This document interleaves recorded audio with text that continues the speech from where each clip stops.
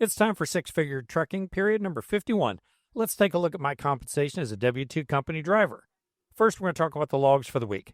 I was paid for 3,922 dispatch miles, had 3,103 logged miles. My utilization this week was 94%. The day in orange, I was on a paid 34-hour reset. My unedited pay statement for period 51 of 2024. This includes all trips from December 8th to December 14th. Empty miles paid $110, securement paid $152, hazmat miles paid $24, a 34-hour reset paid $100, loaded miles paid $2,382, and stops paid $158. Total earnings for this week was $2,926.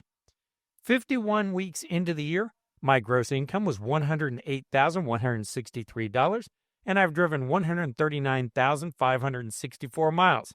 This averages out to $2,121 per week and 2,737 miles per week. Estimating that out over a year, I'm on track to earn $110,284 for 2024.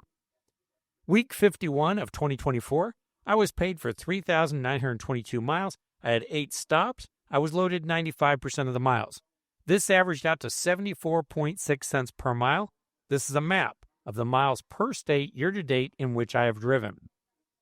Here's the home time that I've taken this payroll year. I've been on home time 19 times so far this year, totaling 59.6 days. I've also had 28 paid 34-hour resets on the road. I'm not paid hourly, but let's calculate this like an hourly job. For the week, my gross pay was $2,926 for 58 hours of work. If we break this down into a typical hourly job, it could be 40 regular hours and 18 hours of overtime, resulting in an effective pay rate of $43.87 per hour.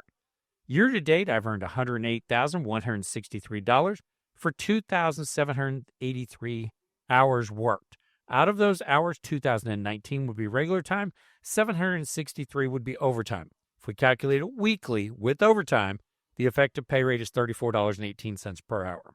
Taking a look at the if-only truck drivers were paid for every hour in the truck calculation page. 51 weeks have went by so far this year. That totals 8,568 hours. I've been at home 1,430 of those hours. That works out to 7,138 hours from the pre-trip leaving home to the post-trip returning home. My compensation through week 51 is $108,163. That works out to $15.15 per hour away from home. As always, make sure you're enjoying every day at work.